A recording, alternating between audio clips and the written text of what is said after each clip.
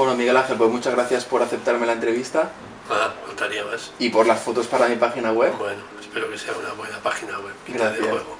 Gracias. Y vamos con la entrevista. Comencé a soñar yo con el tenis con las revistas de Grand Slam Tenis. Recuerdo que mi primer ejemplar fue la retirada de Gabriela Sabatini y Stefan Edberg. Ya ha llovido. ¿Ha cambiado mucho el periodismo de tenis de esa época con respecto a ahora? No, no creo. No creo que haya cambiado mucho. Cambian las personas, pero el periodismo yo creo que más o menos es básicamente lo mismo. Quizás ahora estamos un poco, o están algunos más revolucionados con estos problemas de ventas de partidos, etcétera, pero no, yo creo que no, que el periodismo es más o menos lo mismo. ¿Cuándo empezaste a viajar para ser como fotógrafo o como periodista? ¿En qué año más o menos? Pues mira, mi primer torneo importante Grand Slam fue Wimbledon 1980. 80, jolín. Ha llovido, ¿eh? Muchísimo. Ha llovido. Pues entonces, fíjate, yo que había puesto los 90, pero la pregunta se retrotrae un poco en el tiempo. ¿Qué ha cambiado? ¿Cuáles son las cosas que para ti más han cambiado en el mundo del tenis en general? Un poco lo que tú veas que más ha cambiado con respecto a ahora. Bueno, quizás sobre todo la velocidad, la potencia en el juego es lo que más ha cambiado. Han cambiado también los materiales. Lógicamente, pues las raquetas les piden mucho más, los tenistas son mucho más atletas, bueno, pues como pasa en todos los deportes. Vale. En tu opinión, ¿qué aspectos le faltaban al tenis profesional antes que con el tiempo se ha ido ganando? Quizás, yo que sé, a nivel de jugadores, por ejemplo, la ATP sí que parece ser que fue una cosa muy buena porque se cogieron fuerza que antes de la época profesional, de la era Open, no tenían tanta fuerza. Hombre, quizá el circuito se ha hecho más grande y más importante con la ATP, pero antes había muchos y muy buenos torneos y grandísimos jugadores. Yo creo que la gente como Rod Laver, al que yo considero el mejor de la historia, es una discusión perenne esta, ¿eh? Inacabable. Pero yo le considero el mejor de la historia, era un gran tenista que jugaba muchísimos torneos, de Roswell, Santana, Jimeno, Stan Smith, y de mujeres hasta Lili Álvarez, allí por los años 30 y pico, o sea, jugadoras y tenis ha habido, llevamos más de 100 años de historia. Claro. ¿No organizado diferente? Pues quizá un poco sí, pero yo creo que aquel tenis estaba también muy bien dirigido. Supongo que habrás tenido la oportunidad de conocer de cerca a muchos de los mejores tenistas españoles y extranjeros y seguir su trayectoria. ¿Qué cualidades a nivel psicológico, físico, tenístico tiene un jugador que llega a ser top 20 frente a aquellos que se quedan un poco más de no llegar tan arriba? Bueno, es evidente que el tenis tiene facetas diferentes, ¿no? Una cosa es la técnica, otra la táctica y otra la cabeza. Yo creo que hay que tenerlo todo. Y es muy importante la cabeza. O sea, los momentos difíciles la cabeza manda y los puntos importantes siempre los ganan los buenos porque la cabeza les aguanta la presión. Vale. ¿Qué solución intentarías si fueras mandatario en el circuito para limitar la excesiva dureza del mismo en el plano físico? Porque antes me comentabas que ahora hay más torneos y más, pero las lesiones son como quizás más que antes, ¿no? Bueno, se juega mucho en pista dura, quizás demasiado en pista dura. Antes se jugaba más en tierra, incluso se jugaba más en hierba y a lo mejor era todo más fácil, pero ahora con estas pistas duras y gente que saca 240 km/h, pues es difícil llegar a las bolas, la exigencia física es muy grande, pero es difícil cambiar las cosas. Antes en el atletismo se saltaba con una caña a la pértiga, ahora se salta con una fibra de carbono y un día llegaron a los 6 metros y un día se puede matar a alguno, pero eso es así, no vale darle vueltas. Las cosas cambian, los esquís, no sé, las bicicletas, todo es diferente, pero no se puede luchar contra esto. Claro. La mayoría de los deportes están adquiriendo más velocidad y más riesgo también. Mucho más. Ahora se va en bicicleta en un día normal, se rueda a 60 km/h y ya nos parece hasta normal. En el Tour de Francia, ¿no? Ni las motos, en la Vuelta a España y en el Giro. Y ahí ya ni las motos casi les siguen. ¿Qué es lo mejor y lo peor de cada uno de los 4 Grand Slams, en tu opinión? Son diferentes, pero no creo que tengan ni mejor ni peor. A mí, por ejemplo, me gusta mucho Australia, quizá porque es verano, cuando aquí es invierno, y es bonito, la gente es muy deportista, es muy amante del tenis, es simpática, El torneo está en la ciudad, como quien dice, tarda 5 minutos. El US Open es una vorágine, está ahí muy lejos, se tarda mucho en ir, mucho en volver, se alargan las sesiones hasta madrugada, pero también tiene el encanto de que por el torneo pasan 750.000 personas, que es una auténtica... A lo largo de toda las dos los 15 semanas. días, es una auténtica locura. Wimbledon es Wimbledon. Wimbledon es la catedral y esto es inamovible. A mí Wimbledon me parece fantástico, me parece un torneo maravilloso. Hay gente que no le gusta el tenis de hierba, es distinto, Bueno. pero eso es lo que hay. Y te tienes que amoldar a ese juego y si quieres ser el más grande hay que ganar en Wimbledon. Y luego para nosotros españoles, lógicamente, Roland Garros es como nuestra casa, ¿no? Es la casa de los franceses, pero que a su vez es la nuestra porque siempre les ganamos. Entonces, nosotros hemos cosechado grandes triunfos en París y París nos motiva mucho. Pero yo creo que los cuatro son los cuatro grandes, con sus diferencias, pero no se puede añadir ni quitar nada a ninguno. Una preguntita, hablabas de Wimbledon, ¿siguen manteniendo que antes sí que era de ellos decir quién van a ser cabezas de serie o ahora ya eso ya lo han quitado y es por ranking? No, siguen manteniéndolo, lo que pasa es que tratan de moverlo lo menos posible. Lo menos posible porque si no puede haber quejas. A veces, bueno, pero las quejas a ellos se las trae al fresco, vamos. Las quejas se hacen, pero ellos a veces entienden que es bueno para el torneo que un jugador que puede perder en primera ronda porque no es bueno en hierba les desbarate un cuadro totalmente. Y entonces lo hacen. Para el jugador es una gracia, pero a veces para el torneo el que no se quede un hueco, que entre cualquier jugador muy mediocre y se vayan deteriorando los partidos importantes, pues no les interesa y son capaces de cambiar los cabezas de serie. O sea, entiendo que ellos lo que quieren es que los cabezas de serie están igualados, según sus criterios. Claro, ellos quieren que al final del torneo, si los cabezas de serie han jugado bien, lleguen a la final del torneo y los partidos sean buenos. Vale. ¿Cuáles son tus dos Master 1000 favoritos y por qué? Bueno, han cambiado los Master 1000. Mira, Miami era un gran Master 1000, yo creo que Indian Wells se lo está comiendo. ¿En qué sentido? ¿Organizativamente? Sí, todo, de público, los jugadores se lo toman más en serio. En cambio es un sitio muy difícil para ir, está lleno de jubilados. Bueno, ¿En Miami? En Indian Wells. Y Miami de alguna forma también, hay mucho hispano, es divertido, pero quizá los jugadores yo últimamente veo que se lo están tomando menos en serio el torneo y me gusta menos, ¿no? Pero para mí ha sido durante muchos años quizá el mejor. ¿De todos? ¿Miami? Monte Carlo era muy grande, pero ahora con esto de hombres-mujeres, Monte Carlo no juega mujeres, o sea, ha descendido bastante. Y bueno, pues Madrid está muy bien. Roma está bien, pero bueno, es más complicado, los italianos son como son, mucho jolgorio, el caso es que salgan las mujeres en la tele, esas cosas. Y por ejemplo, Toronto y Cincinnati pues pillan en una época malísima y son como igual que Indian Wells y Miami, pero en sitios creo que peores. Claro, y luego Asia que económicamente está tirando y que el China y... Asia es nuevo, pero Shanghái también es muy complicado, está todo muy lejos, no sé, a mí no es que... Me parece un gran torneo, pero no es mi hobby. Vale. ¿Y de ATP 500, cuáles son los que guardas con especial cariño como fotógrafo o simplemente que te gusten? ¿Cuáles son los que más te gustan? O ATP 250, que antes se llamaban Grand Prix, ¿no? ATP 500, yo creo que Barcelona es un muy buen torneo de 500 y la verdad es que ahora mismo no te podría decir cuáles son 500 y cuáles 250, se me va de la cabeza.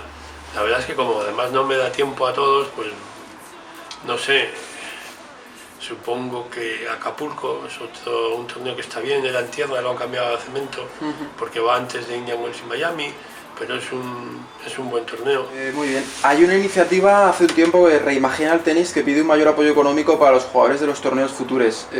¿Crees que es injusto que los bajos premios económicos por resultados en torneos de accesos a ATPs, futures, incluso en nacionales, castiga a los tenistas con limitado presupuesto económico? Hombre, lógicamente, empezar siempre es difícil. Si tienes que empezar en torneos que pagan poco y que te solucionan pocos problemas, porque lo importante al fin y al cabo también es cierto que te dan puntos y que si te dan puntos y eres bueno, los vas a conseguir y luego vas a poder empezar a viajar a torneos más importantes. Pero sí estaría bien que pagaran más, sobre todo porque en los futures y en ese tipo de torneos pequeños es donde se ha creado esa polémica de las ventas de partidos. Claro, con lo cual en cierto modo se puede justificar o entender que un jugador que casi no está ganando, que no puede ni pagar al entrenador... Claro. Y encima les amenazan a los chavales. Claro. Les amenazan porque hay mafias y las hay. Claro. Pues entonces, claro, a veces es difícil valorar justamente... Decir no a cosas que son peligrosas, decir no. Y en esos torneos es donde se manejan ese tipo de cosas, porque entonces, bueno, vas a comprar a Djokovic o a Nadal o a Federer. No tiene mucho sentido porque las estrellas no necesitan... Además, las casas de apuestas, en cuanto ven un movimiento muy grande de dinero, se lo huelen todo, lógicamente. Se puede mover dinero en los torneos pequeños, pero es más fácil no llegar a cifras tan altas que hagan sospechar absolutamente de todo. Muy bien. Bueno, ¿qué solución o soluciones considerarías más factibles para evitar, pues, o para promocionar a un jugador que está empezando con 18 años, con 20, con 22 y que ve que, pues según parece los últimos, o yo he leído algún estudio que hasta el 380 ATP no empiezan realmente a poder ganar dinero, es decir, todos los que están 400, 500, 600 realmente tienen que estar poniendo dinero porque si no, no hay manera de intentar ser tenista. Bueno, pero es que el mundo del tenis es así, el 380 estamos hablando, ya tienes 380 jugadores que juegan mejor que tú, entonces, claro, es difícil, pero lo importante es que el jugador joven que empieza juegue bien al tenis. Pongo el caso de Nadal. Nadal con 15 años estaba ya jugando ATPs y estaba ganando a jugadores como Moyá o como Costa, poniendo en apuros a Federer. Claro, rápidamente suben, hay otros que les cuesta mucho más y otros incluso no pueden porque a lo mejor no se puede estar 4 años intentando dar el salto porque se te acaban las posibilidades económicas. ¿Cuál es tu opinión? Antes hemos hablado un poquito del fútbol. ¿Cuál es tu opinión del fútbol como negocio? ¿Crees que perjudica esta hipertrofia mediática del fútbol a otros deportes? Hombre, seguro que sí. El fútbol absorbe casi todo y lógicamente otros deportes pues pagan el pato. Los patrocinadores se van al fútbol. El fútbol se ha metido ya en todo el mundo. Estados Unidos, China. Bueno, pues lógicamente yo creo que a todos los demás deportes les tiene que hacer algo de daño. ¿Y solución qué se podría hacer? Porque claro, yo por ejemplo tengo un familiar mío que es que ha sido muy buen jugador de bádminton y un amigo que también es jugador y se quejan con más razón incluso que los tenistas porque el bádminton por ejemplo está peor pagado y ahí no hay mucho que hacer, ¿no? El fútbol pues la gente sí que lo ve y sí que paga dinero pues el pay-per-view y en otros deportes, ¿crees que a lo mejor el Estado o el Comité Olímpico o algo pues podría decir, bueno, vamos a promocionar un poco, vamos a defender un poco los deportes pequeños? Hombre, lógicamente estaría bien que defendieran un poco más los deportes pequeños, pero es que a veces tienen poco margen de maniobra. Poco margen para devolver lo que se les puede dar. El pádel, por ejemplo, no prospera. Mucha gente juega al pádel, pero en España, fuera de España está muy difícil, ¿no? Llevan 20 años con el pádel y prácticamente empezaron en Argentina, los argentinos lo arruinaron allí, se vinieron a España y están jugando en España y les está costando mucho salir de ahí. ¿Por qué? Primero, es una pista más pequeña, tiene pocas posibilidades de gradas, se televisa mal. Claro, es como el bádminton, si te pones en un campo de fútbol a jugar en el centro del bádminton, pues probablemente no vas a ver nada. Nada. Entonces, es difícil que salgan adelante con la fuerza que sale en el fútbol o en tenis o el baloncesto, incluso el balonmano, que es más difícil porque es un deporte más de contacto y a veces es menos visual, ¿no? Pero yo he jugado al balonmano muchos años en División de Honor y yo entiendo que es muy bonito para jugar, pero es más complicado para ver. Una pregunta que me interesa mucho. ¿Consideras más difícil acceder al circuito para un tenista en lo que se refiere al nivel ahora o antes? Supongo que será parecido. Yo creo que se trata de jugar bien. Si tú juegas bien, si tú eres un buen niño que con 12 años eres campeón del mundo de 12 y con 14 de 14 y con 16 de 16, bueno, pues vas a ir adelante. Y eso pasaba antes y pasa ahora. Si te estancas, y el problema del tenis también es eso, que a veces la gente juega muy bien con 12, juega bien con 14 y con 16 se le plantea el problema, es un deporte individual, muy duro, se le plantea el deporte de qué me gusta más, y salir por las noches con los amigos y las amigas, o ir a entrenar todas las mañanas y dejarme la piel, no sé para qué, no sé para qué. Entonces, pero yo creo que ha sido lo mismo antes que ahora, porque desde que yo conozco el tenis y desde que yo lo veo y de que era niño, los tenistas buenos eran realmente buenos, tan buenos como los de ahora. Como los de ahora. Sí. Muy bien. ¿Qué es lo mejor de ser fotógrafo en el mundo del tenis y lo peor? Porque llevas ya muchos años viajando y... Lo mejor para mí es que estoy en primera fila. Es decir, yo veo el tenis desde muy cerca. A mí me gusta ver el tenis desde muy cerca. Se ven perfectamente las reacciones de los jugadores, las caras, las malas caras, los momentos duros. A Ivan Lendl quitándose las pestañas porque se había puesto nervioso. Y todas esas cosas se ven muy bien en primera fila, ¿no? Entonces a mí me he acostumbrado y me gusta mucho. Lo peor, no creo que haya nada peor. A veces, bueno, acceder a la pista o tener un buen sitio es más complicado, porque desde arriba, desde cualquier parte se ve el partido, y en cambio a hacer buenas fotos necesitas un buen sitio, pero te acostumbras a todo y aprendes a sobrevivir de todas formas. Muy bien. Bueno, pues ya no tengo más preguntas. Muchísimas gracias. Bueno, y un placer. Gracias. Hay una pregunta que me podías hacer. A ver, dime, acepto. ¿Quién es para ti el mejor tenista de la historia? Ah, vale. ¿Quién es para ti el mejor jugador de la historia, Miguel Ángel? ¿Y por qué? Antes hemos hablado un poco, pero me alegro que me lo... Para mí el mejor tenista de la historia es Rod Laver. ¿Por qué? Bueno, Rod Laver es el único tenista en la historia que ha ganado 2 Grand Slam completos en 2 años. En 2 épocas distintas, además. Y además, curiosamente, entre la primera vez que lo ganó y la segunda pasaron 6 años. Él estuvo suspendido 5 años por la ITF de jugar torneos de Grand Slam por una exhibición de profesional que había jugado. Castigo un poco duro, yo eso no lo sabía. Sí, porque entonces, bueno, eran las leyes, eran las normas, y por lo tanto él jugó un partido de profesional y le sancionaron con 5 años. ¿Qué hubiera pasado si en esos 5 años él sigue jugando torneos de Grand Slam? A lo mejor hubiera ganado 4 o 5 Grand Slam completos, más Grand Slam que Federer, pero esos 2 Grand Slam completos que no consigue nadie.